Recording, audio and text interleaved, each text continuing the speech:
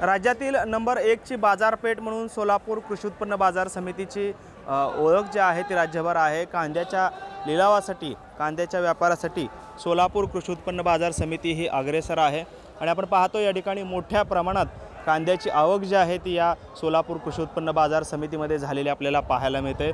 लिलाव जे आहेत ते देखील सुरू झालेले आहेत। मात्र सोलापूरचे ग्रामदैवत श्री सिद्धरामेश्वर जे आहेत त्यांची यात्रा जी आहे ती या 10, 11 ते 15च्या दरम्यान ही यात्रा 5 दिवस चालते आणि याच दरम्यान या ठिकाणी सोलापूर कृषी उत्पन्न बाजार समिती जी आहे 13, 14 आणि 15 जानेवारीला बंद राहणार असल्याची माहिती जी आहे ती मार्केट यार्ड प्रशासनाकडून, संचालकांकडून देण्यात आलेली आहे।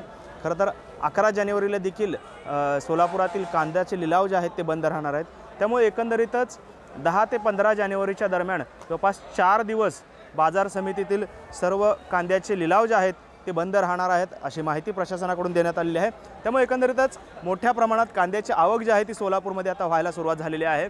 कारण 4 दिवसांच्या सुट्टीमुळे कांद्याची मोठ्या प्रमाणात व्यवहार जे आहेत ते पूर्णतः बंद राहणार आहेत आणि त्यामुळेच कुठेतरी अधिकचा जो कांदा जो आहे तो या ठिकाणी मार्केट यार्डात यायला सुरुवात झालेली आहे आणि प्रशासनाकडून देखील सांगण्यात आलेलं आहे की 4 दिवस सुट्टी असल्यामुळे या सुट्टीच्या कालावधीमध्ये कुणीही कांदा घेऊन येऊ नये असं आवाहन जे आहे ते करण्यात आलेलं आहे। कारण सोलापूरसह लातूर असेल, बीड असेल, त्याचबरोबरीनं कर्नाटकमधले विजापूर असेल, गुलबर्गा असेल या भागातून मोठ्या प्रमाणात कांद्याची आवक जी आहे ती सोलापूर कृषी उत्पन्न बाजार समितीमध्ये होत असते। त्यामुळे 4 दिवस जे आहेत म्हणजेच 13, 14 आणि 15 जानेवारी त्याचबरोबरीनं 11 जानेवारी अशी 4 दिवस जे आहेत ते बाजार समितीतील कांद्याचे लिलाव जे आहेत ते बंद राहणार आहेत। कॅमेरामन विनोद उमनाबादकरसह सागर सुरवसे, TV9 मराठी, सोलापूर।